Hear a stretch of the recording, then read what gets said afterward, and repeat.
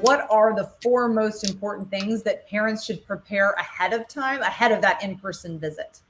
Okay, so if you're going to be asking for protective supervision, you definitely want to have a log of interventions for protective supervision. And that is each time you have had to intervene to prevent your child to from accidentally hurting themselves or someone else because they don't understand the consequences of their actions. A log of all the times that you've had to intervene. If you don't have time to make a log, think of all the examples of times when you've had to intervene and make that list ahead of time.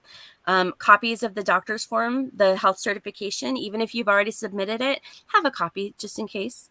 The paramedical services and protective supervision forms, if you've already been able to get them done, they won't expect you to have them. They'll be planning to give them to you at the appointment or mail them to you after. But it doesn't hurt to have them already done if you've already prepared and you already know that you're going to request those services. And a list of your child's medications. So those are the things that you want to kind of have ready when they come to the house. And again, I was just going to say again, like that list of how long it takes you to do certain things, if it takes longer than usual. You might have to be defending some of those things that you're saying you do. And, and somebody might say back, well, yeah, a lot of kids do that. And it's like, right. But this, for me, and to really talk about like what that means and how long it takes.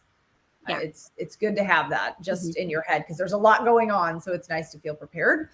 And so what is one thing that parents should not do before an in-person evaluation? Don't forget that your child has to be at that meeting. I mean, there's so many meetings that we have for our kids where it's just the grown-ups talking about them. Your child needs to be at that meeting. If they schedule it on a school day, they will expect you to pull the child out of school. So sometimes they'll work with you about scheduling, but usually what you're just going to get is a letter in the mail that says, surprise, we're coming to your house next week. Be home at this time and day. Try to be home at this time and day and have your child with you.